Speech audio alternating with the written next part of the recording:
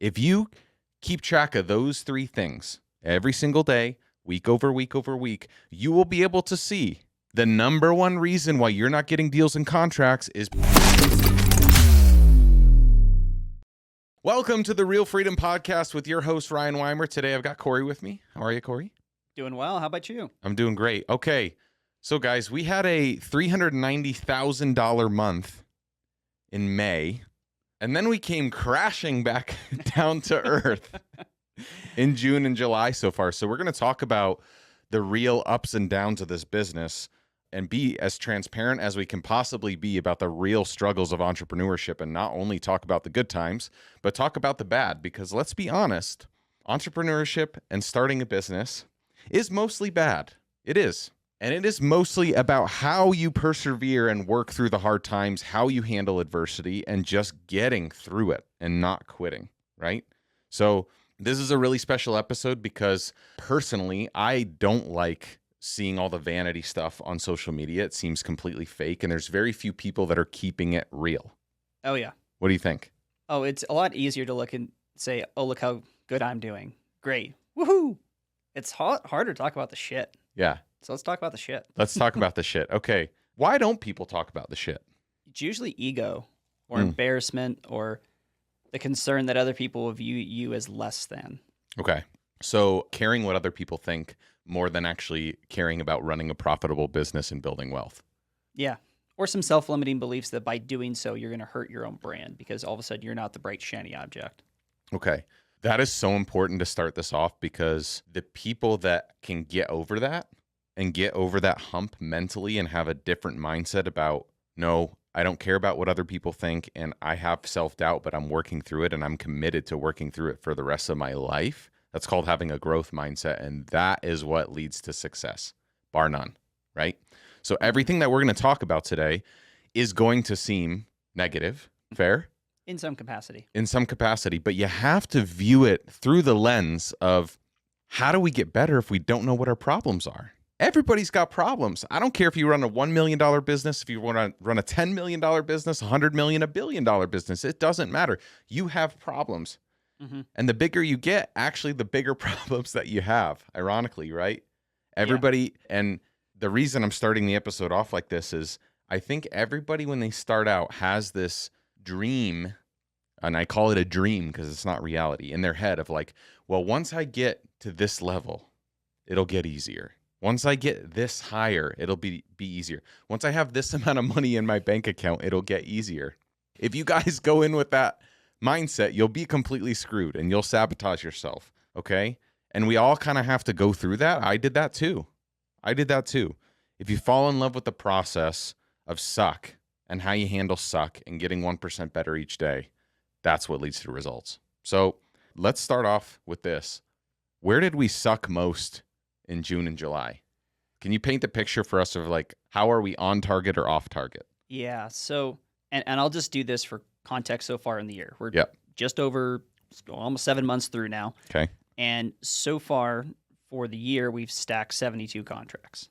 And that's through when? Today. Okay. So today is July 25th, 2024. We've stacked 72 contracts, which year over year, big progress. Yeah. However, when we level up and reset our expectations, things change. Okay. And so just for reference, in January, we had 17 contracts. In July, we have 8. We had how many? 8. We have 8 through the 25th of July. Okay. So what in the world is going on? A lot of shit. Okay. So Love it. The biggest thing is like when we look at it, okay, where are all the issues coming from? And so we start saying, okay, well, if the end result is less than what we had anticipated, where do we fail? Well, did we fail in conversions? And we look at that ratio, and we're actually right on target. We're at 19% right now. So what's a conversion? Yeah, so we went on an appointment. We attended the appointment. We got a signed contract, meaning we actually agreed to some solution with some seller that solved their problem. Yeah. So historically, how many appointments does it take us to get a contract? Depending on the lead source, it's somewhere between 5 and 8. Okay. So that's super helpful. And where are we trending right now in these 2 months that we suck? We're actually at like 1 in 4 1/4. So, yeah. Okay. So actually, let's just start right here. If you're not tracking your numbers and you're having a slow month or you're having a really good month, Mm-hmm. How do you know where your problem lies? You don't. You don't. And this is why you have to start here. If you're a solopreneur, you're doing this by yourself, you're just getting started. At a bare minimum, you need to track your stuff in a Google Sheet. Mm-hmm. How many appointments are you doing a week? How many leads are you generating a week? How many people you're talking to in a week? A contact. That's a verified property owner. Mm-hmm. If you keep track of those 3 things every single day, week over week over week, you will be able to see the number one reason why you're not getting deals and contracts is because you're either not meeting with enough people or you're not talking with enough people. That's it. Mm-hmm. That is it. 99% of our problems come from that. So I don't even know what the data says.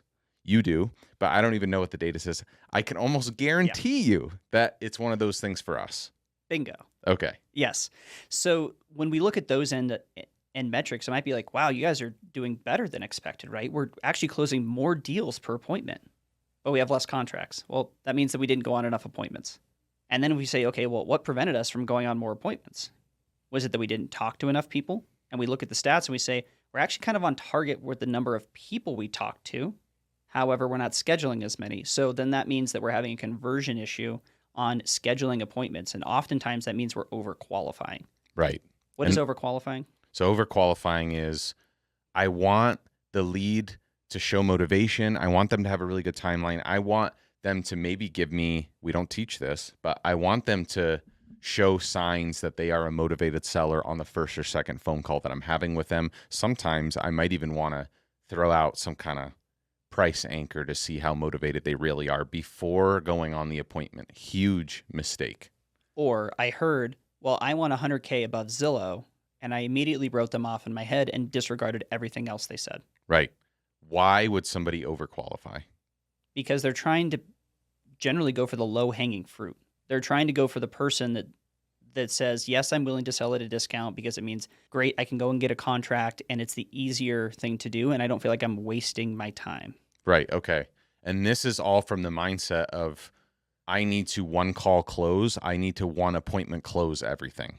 Yes. It's not the long-term mindset of like, the more people I meet with today, I might not get any contracts today, but I will absolutely build those relationships so they know, like, and trust me. Mm-hmm. And then I'll get that contract 6 months from now. And people don't think like that. That delayed gratification is really hard, planting those seeds of meeting with people, because the reality is, if you're talking to a stranger that doesn't know you at all, how many of those people you're going to have come out to your house and you're going to sign a contract to sell your most precious asset the first time you meet with somebody? Or call them on the phone. Or call them on the phone. And this is the irony, to have that expectation in your head is stupid. Like, when we describe it like this, it's stupid. It does happen, but it's rare. It's rare. It's rare. But this is like the fundamental problem. If your mindset going in is like, who do I need to sign a contract with today? That is the right frame of mind. But you cannot allow yourself to not schedule appointments because you're just so needy you have to have the contract today. Because you're going to show up there. You're going to sound needy. They're going to think you're desperate. And then that erodes their confidence in your ability to actually get it done. Yeah. They're not going to want to work with you. Absolutely. So I think any more context on how you can identify if you have an overqualifying problem? Because you listen to our team seller calls, right? Yeah. The biggest things that come up is that if you have to ask good questions to start. And if you hear somebody who says, yes, I'm willing to meet, I have an interest in selling, and they give you a defined timeline, and you can ask maybe 1 or 2 follow-ups about, like, what does that mean for you? Where are you looking to go? And then they tell you anything else that shows an indication that they may have some other form of distress. Just go. Just schedule it. If it's a virtual one, just schedule it. Like, it's just another call, really. And especially if it's a video call, you're going to build a lot more trust and credibility that way. And I'll give an example that we just got off the phone with one of our reps today. And this guy has, for about the last 4 months, just kind of been stringing us along and wouldn't agree to meet. Then finally this week was willing to meet. His wife's in Europe and Kosovo and said she'd be reachable. We got there, he's unreachable. Of course, right? We're not going to talk numbers today because he's not agreeing to move forward today. And what did we find out on that? We find out that he's actually had multiple loans restructured on this same property through HUD, Housing and Urban Development, because he's fallen behind. And the last one just happened like 6 or 8 months ago. So he's claiming he wants to sell because he wants to take money out for new investments. Come on. But he's not ready to move forward yet. But So if what we wouldn't have ever found that out if we would have not gone on the appointment today. So just to clarify that for the audience, or they're like, what the heck is a HUD, or what does restructuring that mean? So you're saying he has like a loan or a lien against the property that is now expensive debt, and so he's financially motivated, or what is that? Yeah, so essentially what it could mean, and these can take different shapes, but the Right. simplest version is he got himself in a pickle. He reached out to a government entity who provided a loan. Sometimes those required to be added on to like a monthly payment, and sometimes they're just an additional chunk of money, $15,000 to $20,000 sometimes, that are just added on as a lien that has to be repaid when the house is sold. And why would he do that? Only if he's in financial distress. Right. It's kind of like going to a pawn shop and getting a payday loan of some kind. He needed That's a money good for way- something. Yeah, that's a really good way to put it. Like generally it's because you've fallen behind on your house payments. Yeah. Okay. So we would have never known that. That came up on none of the prior months and months worth of calls until we showed up and got in person. And so the response I got back from our rep is like, this isn't a contract today, yet it will be. And I love that was his mindset about it. That's progress. That's great. It is progress. Now, let's bring that back for full circle to the overqualifying part. Mhm. That would have been an example of a lead Mhm. that we would not have met with, Mhm. or maybe got lost in the ether because in the database, because Mhm. we've been following up with them for 4 months and didn't really know the truth. Yes. And if we had overqualified and said, that sounds like a waste of my time, this guy says he wants to sell to reinvest into something, which was a complete lie, Mhm. right? Why would he lie? Well, why do you want to show your cards? It's somebody brand new that you have no relationship and no trust with. Exactly. This is why in-person appointments convert at 1.5 times the rate, and we get usually double the deal size on in-person appointments. This is why. This is why people know, like, and trust you when they see you're face to face. It's a different kind of thing, especially in today's day and age with all the technology, all the hundreds of calls and texts and emails that they're getting. If you're over the age of 50, like, you're on scam alert. We had a seller that we worked with 5 or 6 months ago, our biggest deal ever. We had an episode, I think that was episode 11, that we talked about. Guys, go back and listen to that. He wanted to buy some of the units back, and I think we actually talk about that in the episode. Mhm. Turns out he got scammed in a cryptocurrency for like 500 grand. Yeah. $500,000. He sent money into some website to invest in crypto and never got it back and never will. I mean, it's sad stuff like that happens all the time. So you have to really understand the context and avatar of your seller and what they're going through and what they're afraid of when they're talking to you for the first time on the phone. Appointments. And so if you're virtual and you're doing this, get on a Zoom or Google Meet. That's the quickest way to building trust and rapport, so they can see you, that you're a real person, that you're a real human trying to help them. Yeah, I mean, those are free services. Like, you can pay for the subscription, but Google Meet, you can probably get a free 30 to 45 minutes, and you can build so much more trust. And then maybe you can even see inside the house more than the few photos they actually sent you. Absolutely. Absolutely. So putting kind of a ribbon on that overqualifying. Yeah. Anything else you want to add there? Like, how do we combat overqualifying? What are some things we teach our team, or what do we do differently? You just have to challenge your assumptions and say, here's our qualifying criteria now. Now, this has changed over time, but if we can get all decision makers there and they say they want to sell within a year, then we're pretty much going to go on the appointment. Yeah. And we're still going to ask questions before we go on there and say, like, hey, are you willing to move forward today? And even if they tell us no, then we just might want to ask another question or two about what else has them wanting to move at this time and what their plans are. Again, we're just trying to build that trust and credibility that we're not just there to buy their house, but try to help them make a transition. Absolutely. Absolutely. And this is, again, coming back to that delayed gratification mindset and servant mindset. Yes, every appointment we go on, we want to get a contract, but you can't fit a square peg into a round hole. You're going to find out really quick at the beginning if you have an appointment script and you have a structured way and methodology you go about appointments. No, we're not freeballing it. We're not doing whatever we say and just kind of rolling with it. I'm telling you guys, that's not an efficient and effective way to run appointments. You will do way better with at least a script for framework to get upfront agreements to set yourself up for success later in the appointment, right? Mm-hmm. You have to have that servant-based mindset going in. You have to be willing to help people first so that they let your guard down. We figure out what the truth is, and then we can really help give them the right advice. Yeah, absolutely. And to bring that back to like, how do we know we're having a problem and where are we sucking? Yep. Okay. So looking at where we're at, we're low on contracts. Yep. Our appointment conversion ratio is good. Yep. So we have an appointment setting problem, very We have clearly. an appointment setting problem. So we've gone on and we've only attended 42 appointments so far this month. That's our big red flag. If we were like just to meet our minimum, we would need to be at 64, and to achieve our target, we would need to be at 79. Right. So we're 50 some odd % way there, like 6 days left. That's the issue. Yeah. We're not going on enough appointments, and then we're not scheduling enough, and we're about the same percentage. So I'm very curious. So to us, this is a very obvious problem. Is it obvious to our team? And what feedback do they give us on why we're not able to set more appointments? It is not. Okay. Yeah, it's generally not obvious to them because they're doing the daily thing. Right. And whatever that daily thing is like, well, I'm focusing on the person. I'm focusing on getting on the appointment. Focusing on how do I close better. And depending on whether you're sitting kind of in our lead management seat where you're mostly doing the scheduling of the appointments, or the acquisition seat and you're mostly going on the appointments, they view this a little differently. And then the next question is like, well, are they calling on the right people? And is their volume high enough, right? High enough? Every metric that we have can be traced to a skill deficiency or a volume activity level deficiency. Yeah. And I'm telling you guys, not 99% of the time, probably 8 out of 10 times, 9 out of 10 times, it's a lack of activity. Are they making a certain number of dials and contacts on a daily basis to even give them a chance at scheduling that many appointments? So are we hitting our lead metrics? Yeah, the short answer is no. Okay. And that actually comes back to the mindset piece.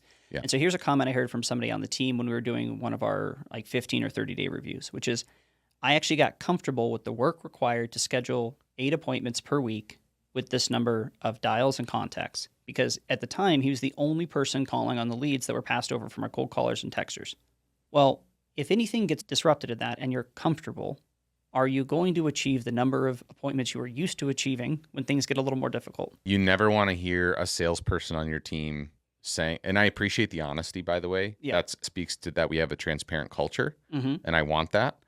If you have somebody that's saying that they're comfortable in a sales position, it means you have the wrong person in the wrong seat. So that means we need to hire somebody else. There's no, like, salespeople, you want to make money. Yeah. If you're comfortable making and setting 8 appointments a week, I can already tell you in our business doesn't make you a ton of money. Doesn't, no. So that already triggers me into, oh, Ryan, Cory, you've made the wrong hire. Yes. And that's painful for us as leaders because it's our fault. So that's 100%. Why I have that reaction. Yeah, 100% my fault. Yes. Yeah, I let the wrong person in the door and put them in the wrong seat. Yeah. And 3 years ago, I would have said that's their fault. What the hell are they doing? Again, can't fit a square peg into a round hole. Some people are going to want it and some people won't.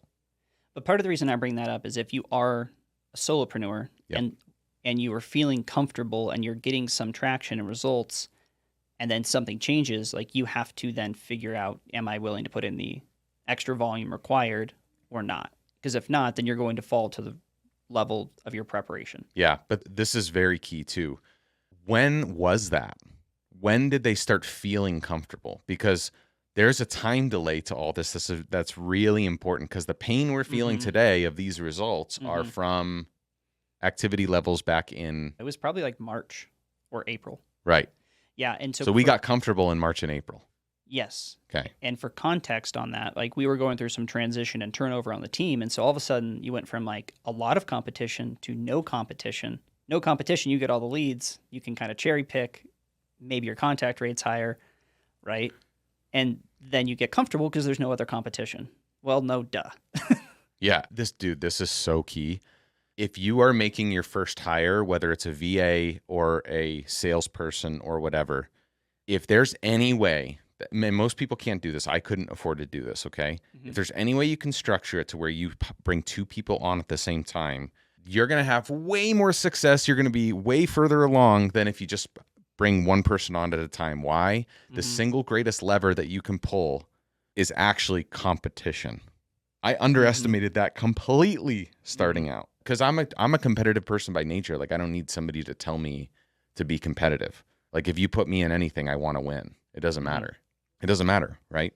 So like, again, using my mindset on extrapolating my mindset on other people and assuming that they're the same.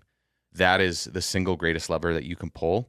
And then he's just open and honest about it, right? And that's Which what really I hurts. appreciate, but at least he was open and honest. And so then like the conversation's like, okay, well, here's what's going to have to change is your activity level. You're going to have to probably do 50% more than what you were used to get the same results. Yeah. Are you willing to do that? And we got better progress. It wasn't what was agreed to, but we got better progress and better results, right? You put in more action, more effort, you're going to get better results. Yeah. And I think this is the hardest part, right? Is like the effort, energy, and attention that you put into something, you will not see the results or consequences of that for 3 to 6 months. Mm-hmm. So the second you get comfortable is the second you need to be flooring it. You got some deals closed, you got some money in the bank, the tendency of human nature to let off the gas and relax a little bit. And sometimes relaxing is necessary. It's great. If relaxing, resting, taking a nap, going on a small vacation or whatever helps you get in the right frame of mind that will increase your productivity level when you get back, your production per unit of time, then it's worth it. If you're just doing it because you feel comfortable, you're going to feel that pain in 3 to 6 months. You're going to have to restart that engine again and rebuild up all that momentum, and it's going to feel awful. And then you're going to ask yourself, why am I in these crazy swings? Why am I on this roller coaster ride all the time? That's why. That's why. And then guess what happens? You feel uncomfortable. Oh my gosh, I got to do deals. I got to do deals. And then 3 to 6 months from that, you have some really good months. That's what happens. Yeah. It's that simple. And we see our people go through that all the time. All the time. But hiring more people and giving your sales team or your VAs or anything competition helps make that more linear. I think that really takes out the high highs and the low lows and gets you, just raises the floor of the team. Every day they have to measure themselves against somebody else. And all of our numbers and statistics, like you want to talk about how beyond just hiring more people creates competition, it's measuring it. It's showing it. What gets measured gets done. And you have to show. So every day we have a daily call dashboard. Every day everybody can see who's talking to people and who's not. And there's there's literally a leaderboard for number of dials, talk time, number of contacts, right? This number is of appointments set. And number of appointments set. So every day. Dashboard. Absolutely. So and they have to go into that to get their stats at the end of the day to see where they ranked, and then put that into like an end of day metric that they have to then present to the team the next morning. The daily call dashboard. Yeah, the daily call dashboard. So they have to like go into this dashboard and look at what everybody else did in a day. Yes. And like I asked the question today, like what would prevent us from doing X? And the X was just like, what would prevent you today from getting 200 dials, click to dial in Salesforce, which is, we use SMS 360. So it's not a power dialer by any means, but you can go through and you can text through the same platform. What would prevent you from doing that? And I heard a little bit of, I'm like, well, then I asked, well, is it possible? And I know it's possible. And everyone else knows it's possible because then they saw it. One of our reps did that like last week. So is that possible? Can everyone else see it? Yes. So then that helps encourage what people are doing. And the same thing, the same token goes the other direction, where if you have people who are low anchoring you on daily production, you are going to fall down to that. And you're going to think you're probably still doing the best on the team, even though it's not your best. Great point. This is a very important staple of leadership. And if you're hiring your first few people or if you're scaling a team, why don't you just tell them, guys, of course it's possible. Why don't just go do it? Why do you ask them an open-ended question like that when you already know the answer? Because if I tell them something, they could just say, oh, that's just the manager telling me. They have to believe it. And if somebody else on the team, a peer, tells them I did that, does it make it more credible than saying, well, somebody else could do that? Yeah, usually. Very interesting. It's just these weird little human psychology things, like where if you don't believe something's possible, it's going to be really hard to achieve it. And just seeing it, especially from another person like you, should make it tangible. Yeah. And this is why having somebody on your team when you're starting out is maybe a lower skill level, but their volume, they make up for it with volume, really raises the collective capability of the whole team, because they're like, holy crap, Bobby is just absolutely slaying it every day, and he's doubling my dial count, appointment set, and everything. Now, I might be a little more skilled from Bobby, But for how long? If Bobby's talking to twice as many people as I am on a daily basis, do you think he's going to make up a skill gap? Puts everybody on red alert, right? Yeah, we actually, Alex Formosi came out with a really great, like 9 lessons of top salespeople podcast, and we listened to it twice through. It is absolute gold if you haven't checked it out. Absolute gold. But we listened through like 5 mornings in a row for 2 weeks straight. The whole team. The whole team, because each person took away something different from each section based on where they're at in their own education cycle and their own like mindset at the time. So that was big. And back to the competition thing, there's one piece that I wanted to talk about as we get a little further up. Not only are we having them look at dials, but one thing that was big for us, we said, okay, are we getting in front of the right people fast enough? So a new lead comes in, we just texted them off of our VAs, and they come into the system. And back in Q2, this is something we really struggled with, which is getting in front of that person and talking to them quickly. Right. We talked to 26% of the new leads in our system in Q2 within 2 days. I'm sorry. Yeah. That gives me so much anxiety. So you're saying absolute garbage. 26%. No. Okay, so you're saying at Offer Now Idaho, we're looking to hire A players to run our organization and help us grow our business. But in what other field can you be talking to people on a regular basis that need help from losing everything, but that is finally in enough pain where they're ready to change their life? We're out there meeting with these people that need our help. Nobody else is there. Some of the things that I'm honestly most proud of are the conversations where we had a tangible impact and didn't get the deal. I know that doesn't add to the bottom line, but it does help in reciprocity and putting goodwill out in the world. I was also an engineer, and I was so many levels removed from having a direct impact on an individual that if you've never had that experience and you're saying, well, I want to be able to look at my family members and said, here's the impact I've had. This is a position will allow you to do that. No matter what seat you're in, you can have a direct impact, and it is such a cool feeling that I didn't appreciate until it happened. Right now, we have a $3,000 referral program. If you know somebody that's looking for a new role, we will pay you $3,000 once that person is hired by us and they hit their 90-day mark. So if you know of anybody that's looking for a new job or looking to change their life, shoot me a DM at Real Ryan Weimer on Instagram. Let's get it. We only... I know, yeah. You're saying 3 out of 4 leads that came in, we didn't even attempt to contact within 2 days. We may have attempted, but we did not actually get in contact. So they just answered a call. They just replied to a text. Right. This is not a cold thing. Yeah, this is not outbound. Yeah, this is somebody we just had a conversation with. May come from a different number, but just had a conversation with. Yeah, and already we were doing 12 to 15 contracts a month with that piss poor lead stewardship. Yeah. Right. So this is why I love business, is because, and again, it comes back to knowing your numbers. Mm-hmm. You got to track this stuff. Mm-hmm. And if you're just starting and that's too complex, right? Just start tracking the basic stuff in a Google Sheet. Who'd you talk to? How many people did you talk to each day? That's it. Yeah, absolutely. And number of appointments set, I would say. Yep. And so here's something and competition is what created this. Yes. Where right now, through the first 25 days of this quarter, we've actually talked to 74% of our new leads within 48 hours, within 2 days. That is tangible progress. Yes. And we didn't get that until we induced competition, until we were willing to say, yes, multiple people on the team who all have the same job role can all go after these same leads at the same time. First one to get it can potentially earn the commission.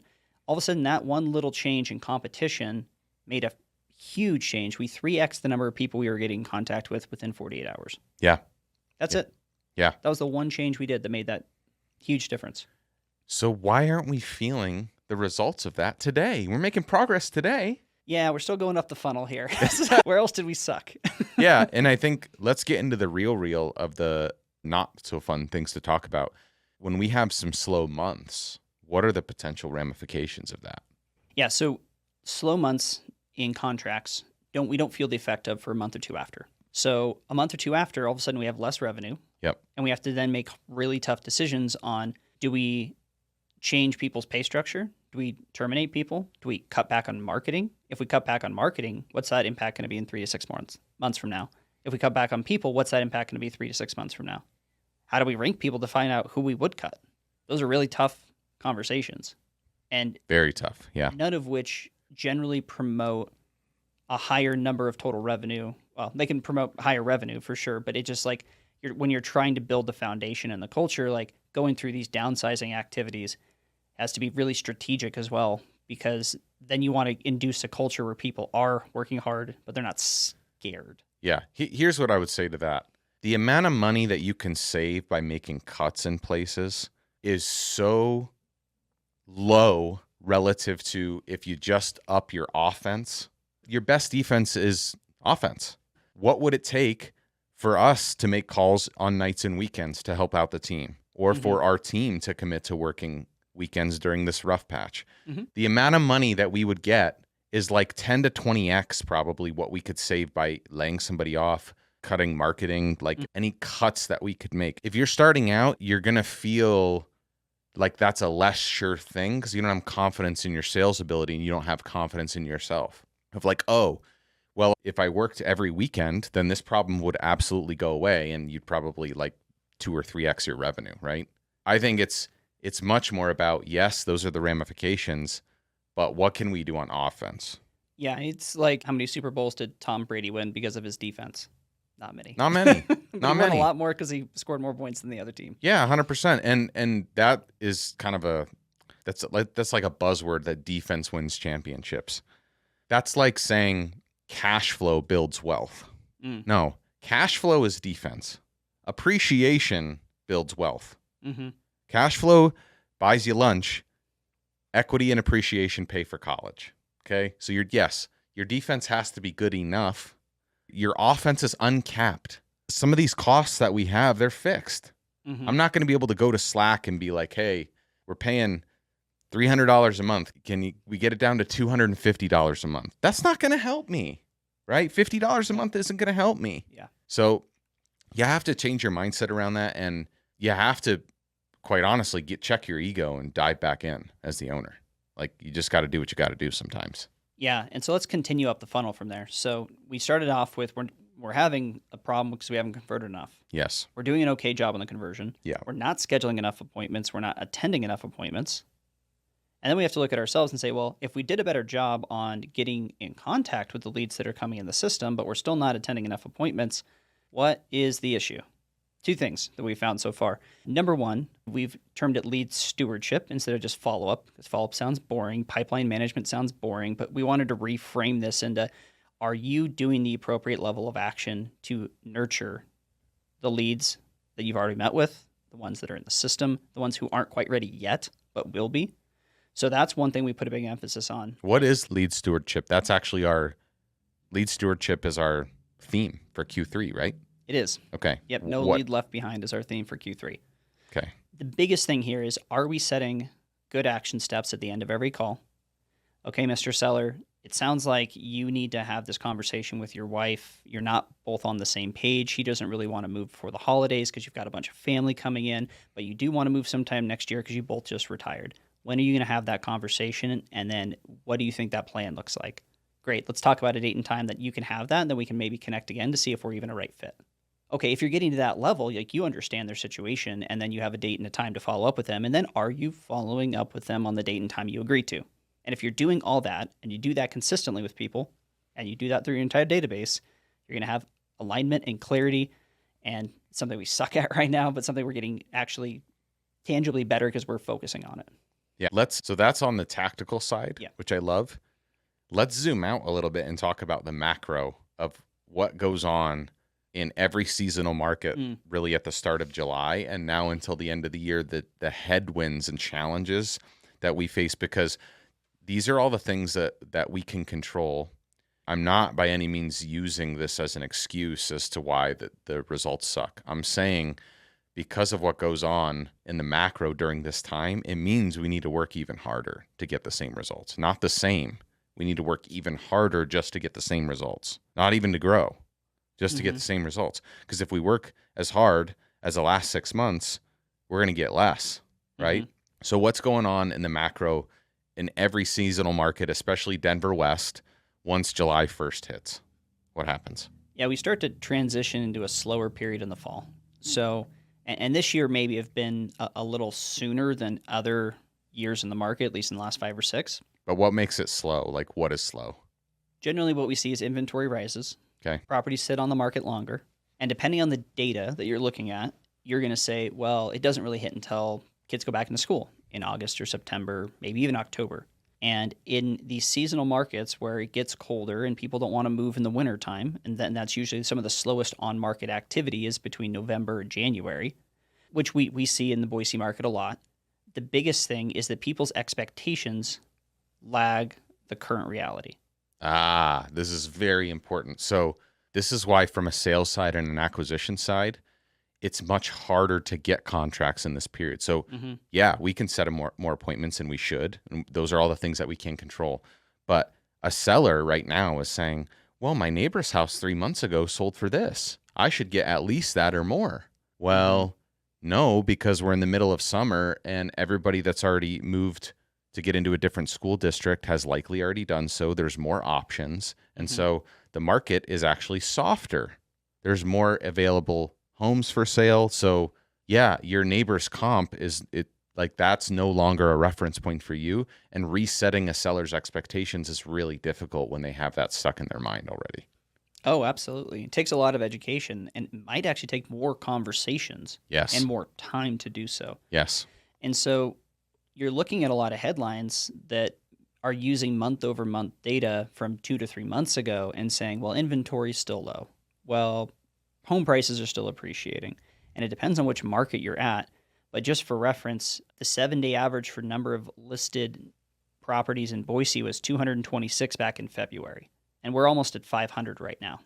So double. So it's more than doubled in that period of time. Well, if you're looking at like average days on market, you're still seeing that number decrease right now. And so that's a stat people will show to say, look how great the market is. Again, my neighbor sold in a weekend. He had multiple offers, but just not the case when things do change. They're just looking at the wrong data. And so what this means is like now more than 50% of the people are actually taking price reductions for their properties listed on market. And so things aren't moving. You're not getting multiple offer scenarios. It's going to take longer. And then that means that we have to transition how we have the conversation with a seller. Yeah, and I think the more volatile your market is, the more you really need to pay attention to this, right? Because while it's a lot harder now going into the end of the year, in Idaho, historically for us, once Thanksgiving hits, we actually have a really nice 6-month run up into spring and summer, right? And so that, yes, it's a disadvantage in one period, but it's also an advantage in another. And so how does our messaging change to the team of like, guys, it's going to be harder to get contracts right now just because of seller expectations? Yeah, we have transitioned ours to you need to continue and really focus on the needs to sells more so than the wants to sells. And how do you ask that question is like, what happens? Is there something bad that happens if it sits on the market through Christmas? Is there something bad that happens if you're not moved out of here by Thanksgiving? And we say bad happens because you want them to correct us and say no. Right. We want to trigger an emotional response. And then you can disqualify them or move them in up to a further time frame. But if they pause, they say, well, not really, or kind of, well, that's an indication that they actually probably need to get this done faster. And those need to be accelerated.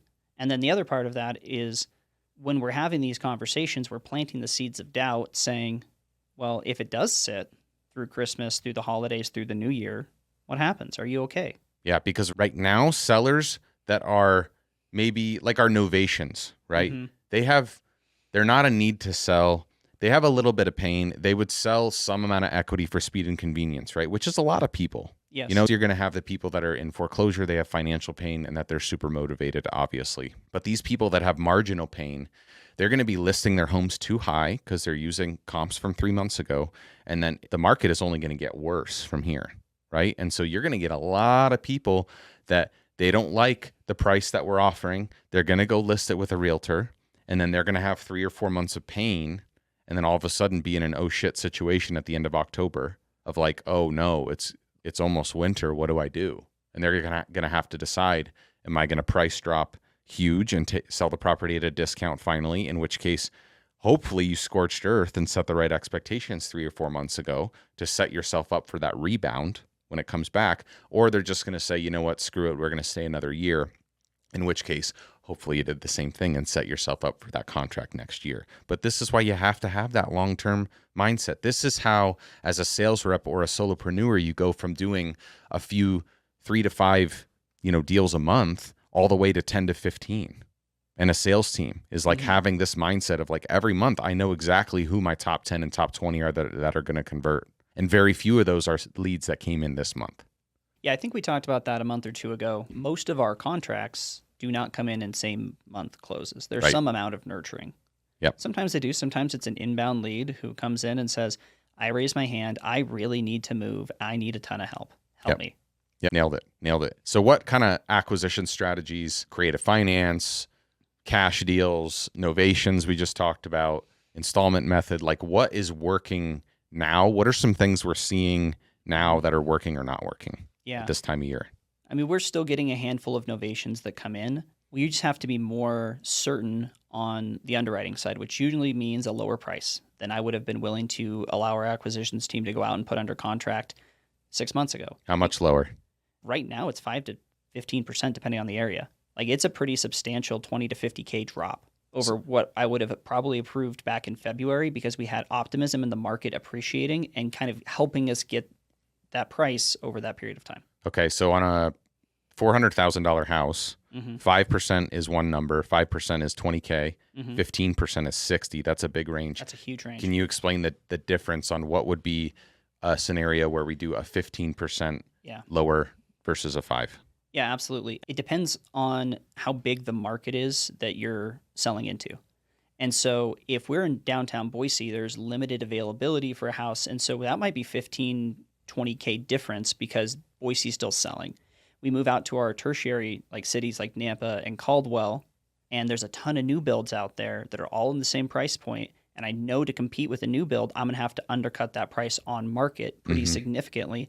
Now I'm talking 50 grand. We go even further out, and now our buyer pool in our cities like Emmett or Parma or Fruitland, now we're like 50 to 60K because things are just not moving out there. We've got 3 properties listed in Emmett right now, and 2 of them are the 2 lowest price houses on the market that need to be fixed up and are getting no offers. Yeah, still not getting offers. And we've taken aggressive price cuts. Yeah, so that's important, right? The more rural you go, the deeper discount you're going to get normally.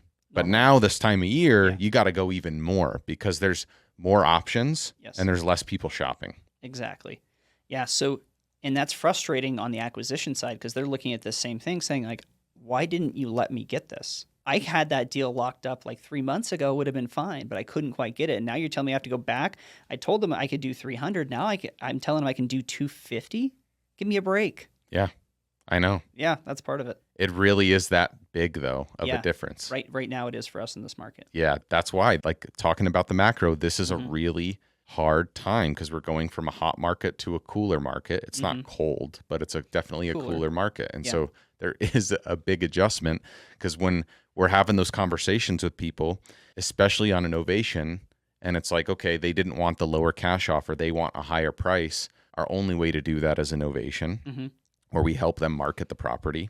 And maybe before we could say it would take 60 to 90 days. Now we're having to say it's going not only do we need it at a lower price, it's going to also take you 90 to 150 days. Yep. Right? We are. Yeah. But that's tough for our sales team too, and this is why you have to understand and explain some of this to your sales team so they get it, so they can lean into it, right? So they're not super frustrated of like, all day this was a deal like 2 or 3 months ago and now it's not. Like, come on, what are we doing here? Like, I'm frustrated. I'm right? getting a lot of that right now. Yeah. Yeah. And it's justified, right? I can understand where they're coming from because they want to do more deals. They want to make more money, and they feel like there's an artificial constraint, which there is. The market changed.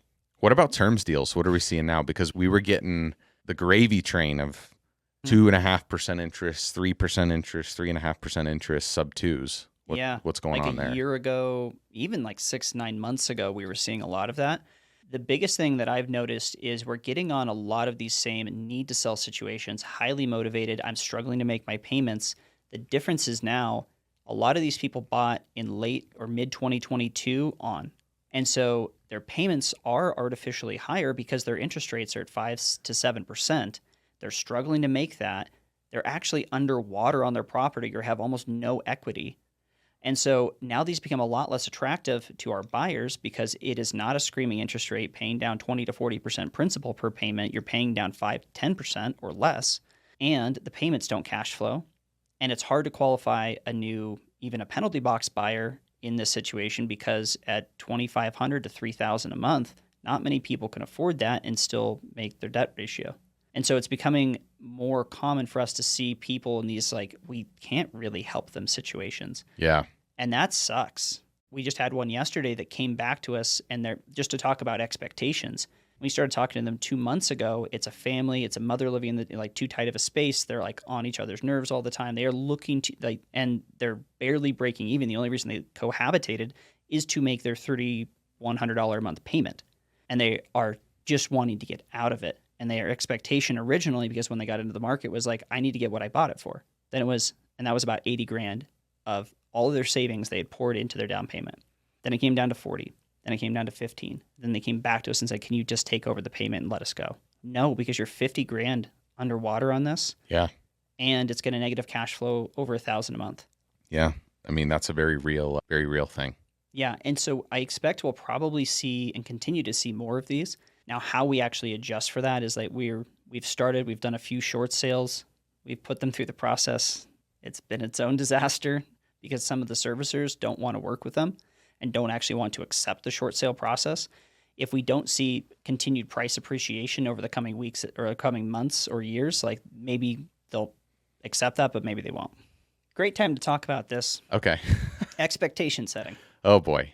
So we went under contract back in February. Is this a good or bad story? Does this have a happy ending? This does not have a happy ending. Oh, perfect. That fits right in with the theme today. That does.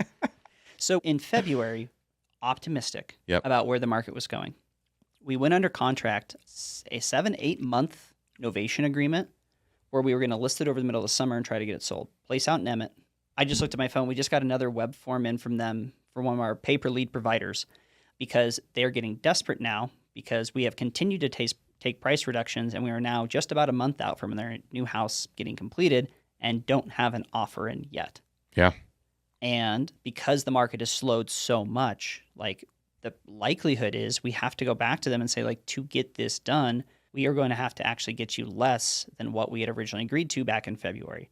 Yeah. And I remember this lead specifically because we had, over this 8-month period, multiple conversations with them saying, guys, if you list now, it gives you the best likelihood at getting your price, but you're going to have to move twice. Mm-hmm. Oh, no, we don't want to do that.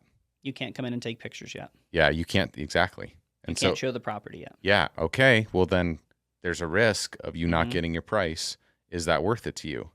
I mean, this is the sad reality of, like, now the chickens are coming to roost. Like, yes, it is a tough conversation with us, but we set all the right expectations with this lead. Mm-hmm. So now it's up to them to decide. I mean, they have to sell because they're a new place. Or they have to give up on their dream of getting their new place. Yeah. But it's being built, right? Yes. So they're going to lose earnest money, whatever they put into it, if they don't get it. Yeah, and that sucks, right? It sucks to not feel like you have control over it, but we did set expectations correctly, and they chose not to go with our recommendations. Right. That's fun. Yeah. So what's going to happen? What do you think in your experience, right? Because we have probably one out of every, like, it's more now. More now. Because of what's happening in the market. So properties are sitting longer and we're having to have more of these difficult conversations. I would say before, maybe it was 1 out of 6 or 7. Maybe now it's 1 out of 3. Okay. 2. Yeah. Sometimes. What usually happens? Yeah, we have a lot of these conversations between now and probably the next 2 weeks. The biggest thing that I would say is if you can go back to a seller on a novation with an offer in hand and say, here's what it would take to get this done. Are you willing to do so? Having that piece of paper in hand to go back and say, here's the numbers, here's the close date, here's exactly what I can tell you, gives you a lot of negotiating power. And we've had 75 plus, like 3 out of 4 say, yes, I want to do that. Every once in a while, somebody else just say, no, that's not what I was promised. You take it off the market, and all of a sudden they're submitting web forms the next day and offering it to somebody for literally 80 grand below what you had an offer. Okay. Did that actually happen to us? Yes, it did actually happen to us. Yeah, they can't. They said, no, we don't want to do a price reduction with you guys. Screw you. And then they signed a contract with somebody else like the next day for like 80 grand less. Yes, they did. Wild. I know. And I don't even know if it's sold. It didn't. Yeah. No, it was an ego thing. It was like I felt like my expectations were met, so I don't want to work with you. Yeah. So that's where we've seen it be successful. Where I have not seen it be successful, at least with what we've tried to do, is proactively go back for price renegotiations. We've had better luck asking for extensions. But when I tell them I don't know exactly what this is going to be, I think we need to take $50K off it. They say, well, it's been 2 months. You haven't like satisfied what we wanted to now. And I don't care what the market said. Like, okay, well, we can do this option, which is we can take the price reduction now. We can do an extension and just wait, but it's not going to get any better, but we can do that. Or if you want us to, we can actually just let you continue to work with the real estate agent that we've partnered with for this novation, and they're going to do it at a reduced commission for you, and you're going to get what you're going to get. Now, that sucks from us as a company because we make nothing on that, but despite the time and effort we put into it. But at least that helps them move forward. And those are kind of the options I'm seeing right now. Yeah. But for us, that just means we got to do better deals. It does. Right? More Like, and better deals. Yeah. Yeah. I mean, that's, most of your problems as a wholesaling business or a deal finding business are going to be around getting better deals and getting deeper discounted properties, right? Yes, absolutely. So, okay. And so we talked about terms, deals, novations, installment contracts. We're seeing you still have to get those at a good enough price, though. Yeah. And so we don't do a whole lot of those because they're essentially a cash price. It's just kind of like a short terms deal. Yeah. And if you guys don't know what Cory's talking about with installment method, check out episode 20 with Devin Robinson. He's one of the, I guess, sponsors of installment method himself. And you can really dive deep into what that type of deal and contract is because it is complicated. Yes. But it is a useful tool to have in your tool belt for sure. Yeah. And then cash contracts still work. You just have to find the need to sell situations. Yeah. But I would say to that, we're having more and more wholesalers reach out to us that are one-trick ponies that only know how to do cash contracts, no terms, no novations, nothing else. And they're coming to us with their leads and their contracts and asking us for help on novations, installment methods, and terms deals. And so, guys, if you don't know how to do that stuff, that's fine. We can teach you. Like, team up with us. That's the whole point of, we did the same thing when we were first learning this, all these different entry and exit strategies. So that's a way. How much money do you make from a dead lead or a dead deal? $0, right? So if you guys team up with us and we can dispo it for you, we can get that property sold. At least you'll make some money and you'll develop a new skill set. It's a no-brainer. Yeah, we're doing that with 2 to 3 different partners right now. And each time that we've done that, like, there's something new and creative that we learn about it too. So it's mutually beneficial. Okay. Anything in closing you want to end with on this episode today? Sometimes you just have to keep going through the shit. Yeah. And usually the result is action. Always. The result to get out of that is just continue to take action and change your mindset to view it as a journey. Yeah. And so, like, for instance, like the call to the team today is we have 6 days left in July. Can we get 26 appointments scheduled? How much is that per person? What are we going to do as a team? How are we going to support each other to get there? And then if we do that, we'll get 4 contracts. I mean, that's less than an appointment per day per person. I know. Like, we're setting the bar. So, like, this is the hard part. And what's frustrating as a business owner is, like, it'd be hard if it was me on the phones, and that's probably not a useful frame for this, but if it was me on the phones, it would be impossible to not exceed that if I'm dialing. And it'd probably take me like less than a half day to set 1 appointment a day, actually less than 1 appointment a day. So I think that's the hard part about, you can't view it like that though. You have to view it as like, how can I be a better leader? How can I motivate people? And how can I remove any barriers and friction for people to do it? And the most important thing, which is, how do I find and attract better people? Because you can teach people all you want and spend as much time on them as possible, but if they're a C player, you're not going to all of a sudden make them an A player.